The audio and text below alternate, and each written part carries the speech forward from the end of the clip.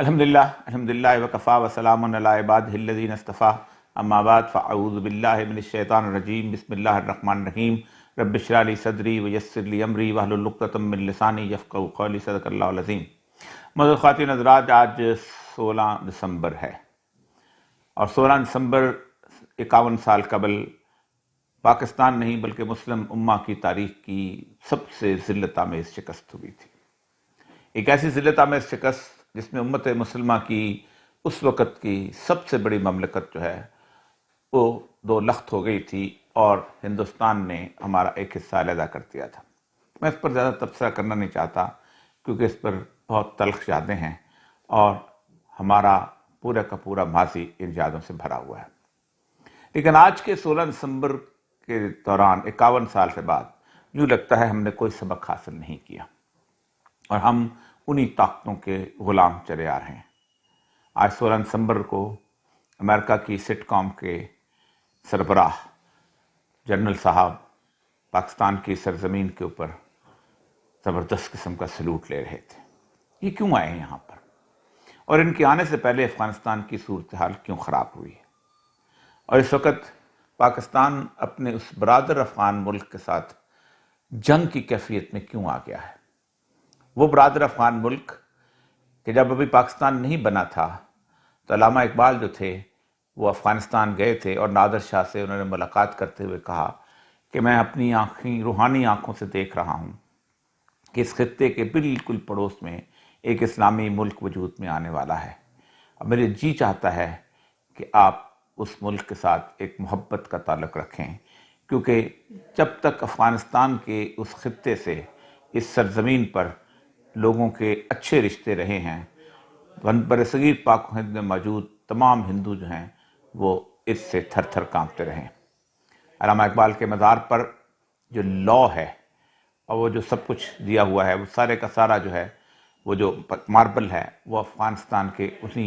नादर शाह साहब का अतिया है। जो लॉ लिखी गई है उस लॉ के ऊपर अल्लामा इकबाल का वो शेर दर्ज है कि न अफ़गान न तुर्क ततारेम चमनज़ादेम अस यकनो बहारेम तमीज़ रंगबू बरमा हरामस्त कि माँ परवरद यकमा बहारेम, कि मैं ना अफ़गान हूँ, न तुर्क हूँ, न तातार हूँ, मैं एक ही चमन ज़ात की शाख हूँ और एक ही बहार का परवरदा हूँ, इसलिए रंगबू की तमीज़ मुझ पर हराम है।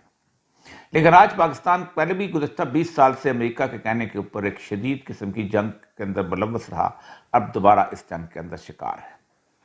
अफ़गानिस्तान की सूरत हाल क्या है? मेरे अभी ताज़ा तरीन जो राब्ते वहाँ हुए हैं और जहाँ से मुझे पता चला है, अफ़गानिस्तान के तालिबान एक चौमुखी लड़ाई लड़ रहे हैं। अफ़गानिस्तान की सारी ब्यूरोक्रेसी, पुलिस और सब कुछ जितने भी हैं वो अभी तक वही हैं जो अमेरिका के ट्रेंड थे। इसलिए वो पाकिस्तान से भी नफ़रत करते हैं और तालिबान से भी नफ़रत करते हैं और वो समझते हैं कि इन दोनों ने मिलकर उनकी उस लगी बदी रोज़ी के ऊपर लात मारी है। बहुत सारे ऐसे ठेकेदार हैं कि जो बहुत सारे काम कर रहे थे और अफ़गान जो है सोसाइटी में अमेरिका का पैसा लग रहा था, उनकी ठेकेदारियां वहाँ ख़त्म हो गई हैं। वो एक पूरे का पूरा ग्रुप जो है वहाँ अफ़गानिस्तान में उनके ख़िलाफ़ है। उसके साथ साथ तकरीबन वो लोग जो कि इस सारे सिनेरियो के अंदर अमेरिकी अफवाज के साथ छोटी मोटी नौकरियां करते थे, कोई ट्रांसलेटर था, कोई तर्जमान था,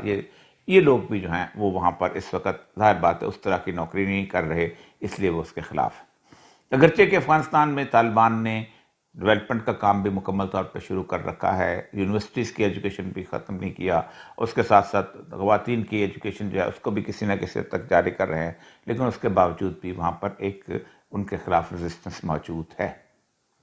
फिर उनके दो मुख्तलिफ़ किस्म के इस वक्त ग्रोह ऐसे हो चुके हुए हैं जिनके दरमियान एक टसल सी है और वो टसल भी बुनियादी उसूली है। एक वो टसल है कि जो खोस्त के ग्रुप हैं कि जो हक्कानी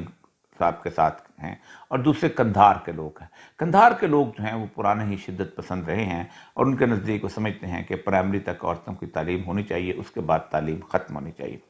जबकि खोस्त के लोगों का है क्योंकि वो पाकिस्तान के साथ भी उनका ताल्लुक़ रहा है और आते जाते रहे, इसलिए वो समझते हैं कि नहीं, हमें अगर डॉक्टर बनाने हैं, गायनोकोलॉजिस्ट लगाने हैं, दूसरी चीज़ें करनी हैं, तो औरतों की तालीम देनी है तो हमें उनको तालीम देनी चाहिए। तो उनकी एक ऐसी टसल है जिसकी वजह से गुज़श्ता शुरू में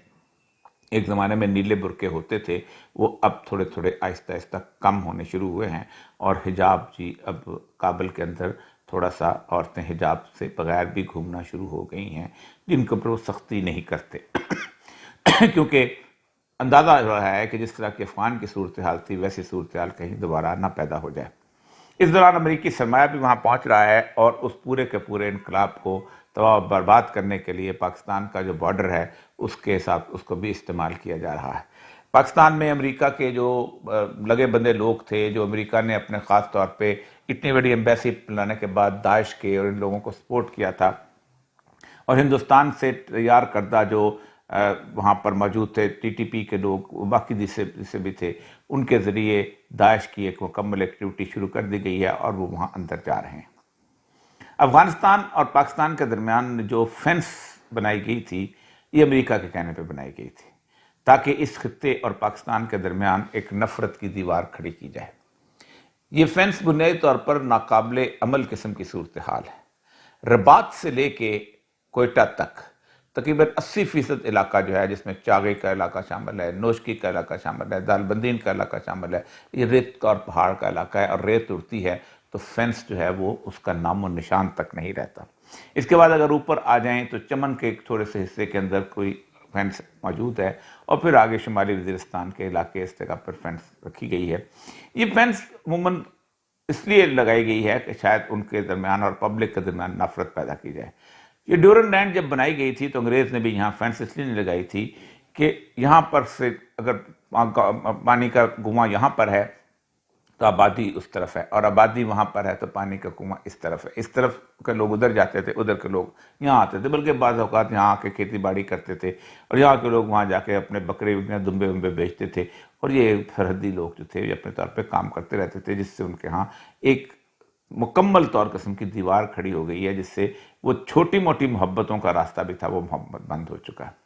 یعنی جب تک آپ وہاں جا رہے تھے، جب تک آپ وہاں 1979 سے آپ امریکہ کے کہنے کے اوپر افغانستان میں جا رہے تھے اور وہاں جا کے جہاد کر رہے تھے، تو آپ کو فینس کی ضرورت نہیں تھی، آپ کو بہت برا لگتا تھا۔ جب امریکہ کے کہنے کے اوپر آپ یہاں سے وہاں پر مکمل طور پہ وار آن ٹیرر لڑنے جا رہے تھے تو آپ کو فینس کی ضرورت نہیں تھی۔ اب چونکہ امریکہ چاہتا تھا کہ افغانستان کے اور اس کے درمیان ایک ایسی دیوار کھڑی کر دی جائے، تو آپ نے اس کو فینس کو لگایا، لیکن چلو اب فینس لگ گیا ہے، لیکن اس کے ساتھ ساتھ ہوا یہ آپ کبھی کسی طرح کے بہانے سے، کبھی کسی طرح سے بہانے سے ان کی وہ چھوٹی موٹی تجارتی کارروائی جو ہے اس کو بھی روکنے کی کوشش کرتے ہیں، جس سے وہ ایک ایسا ملک جو ابھی شب ابی طالب سے گزر رہا ہے، پوری دنیا جس کے خلاف ہے، اور آپ بھی دنیا کے ساتھ خلاف پہ ہوتے کھڑے ہوئے۔ یہ ہے وہ صورتحال جس کے اندر مجھے لگتا ہے کہ امریکہ یہ چاہتا ہے کہ فوری طور پر کسی نہ کسی طرح پہ پاکستان اور افغانستان کی جنگ جو ہے اس کا آغاز کروا دیا جائے۔ اس کا آغاز آج سے تقریباً 1 سال پہلے ہو گیا تھا، جب امریکہ نے اعلان کیا تھا کہ آئندہ پاکستان افغانستان اور امریکہ مل کر دہشت گردی کے خلاف جنگ لڑیں گے۔ اس کی بنیادی وجہ یہی تھی کہ افغانستان سے ہم اس طرح کے امن امان کو غائب کر دیں گے۔ یہ اسی طرح آپ دیکھیے گا کہ گل بدین حکمت یار پہ اور پاکستان کے امبیسڈر پہ بیک وقت حملہ ہوتا ہے۔ یہ حملہ کرنے والے کون ہیں؟ یہ وہ لوگ ہیں جو ابھی تک اس اینلس کے اندر موجود ہیں، اور وہ چاہتے ہیں کہ طالبان کی حکومت بھی ناکام ہو جائے، اور ناکام ہونے کا سارا ذمہ جو ہے یہ پاکستان کی حکومت پر چلے۔ بلاول بھٹو کی تقریریں اور ساری چیزیں بتاتی ہیں کہ پاکستان جو ہے اس وقت کسی بہت بڑے آگ کے دریا کی طرف کودنے والا ہے۔ سٹ کام کے جنرل کا آنے کا مقصد بنیادی طور یہی تھا کہ نئے آرمی چیف آئے ہیں تو گربہ کشتن روز اول والی بات ہے، انہیں پہلے ہی سے اپنے ارادوں کے اوپر لگایا جائے تاکہ پاکستان اور افغانستان کے اندر ایک جنگ کی صورتحال پیدا ہو جائے۔ جو لوگ 16 دسمبر کو یاد کرتے ہیں، 51 سال پہلے کے حادثے کو یاد کرتے ہیں، انہیں امریکہ کا کردار بھی یاد رکھنا چاہیے۔ امریکہ کا کردار کیا تھا؟ ہم اس کے الائز تھے، لیکن ہمارے لیے اس نے کسی قسم کی کوئی مدد نہیں کی، الٹا اس نے وہ معاملہ جو تھا اس کو آگے بڑھایا اور اس کا راستہ ہموار کیا، اور مشرقی پاکستان کو ہم سے علیحدہ کر دیا۔ اگر ہم 51 سال بعد بھی اسی 16 دسمبر پر آج ویسے ہی غلطیاں کرنے کے مقام پہ کھڑے ہیں تو ہمارا اللہ حافظ ہے۔ وآخر دعوانا الحمدللہ رب العالمین۔